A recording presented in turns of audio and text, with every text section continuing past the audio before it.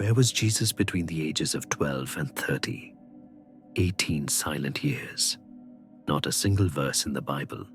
Not a single confirmed location. Just mystery. Until you look toward Egypt, because buried beneath ancient sands lies a forgotten journey that could change everything you thought you knew. The Gospels mention Egypt briefly. After his birth, Jesus fled with Mary and Joseph to escape Herod's wrath. But did he ever leave? The Gospel of Matthew says they remained there until Herod's death. But Coptic Christian tradition goes much further. It says Jesus stayed in Egypt for years, traveling from town to town, leaving miraculous signs in places like Asyut, Al-Matariya, and Deir al-Muharrak. Archaeologist Dr. Stephen J. Davis of Yale University writes that local churches in Egypt mark these places with altars that have stood for 1,600 years. Was Egypt simply a safe haven, or the first school of divine wisdom?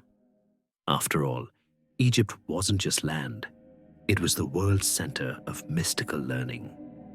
From ancient temples to priestly rituals, Jesus was now in the heart of a civilization older than time. Imagine a young Jesus walking through Alexandria, the ancient capital of knowledge, the city of scrolls, home to the greatest library in history. Philo of Alexandria, a Jewish philosopher, lived during the same period.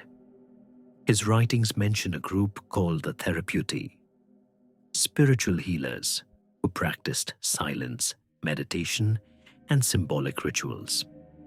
Were they the ones who influenced Jesus?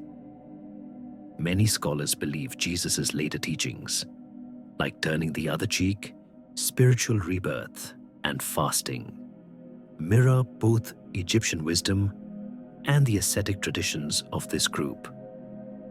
What's more, the Gospel of Thomas, a non-canonical gospel found in Egypt in 1945, contains sayings attributed to Jesus with heavy Egyptian metaphor.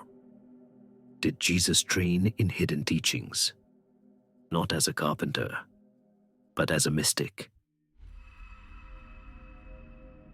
By his late 20s, Jesus disappears from Egypt.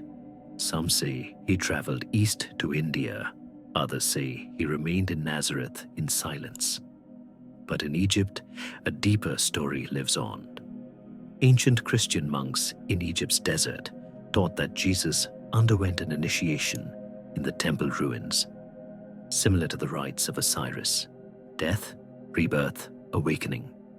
The miracles of Jesus, walking on water, healing the sick, raising the dead, all resemble older Egyptian rituals.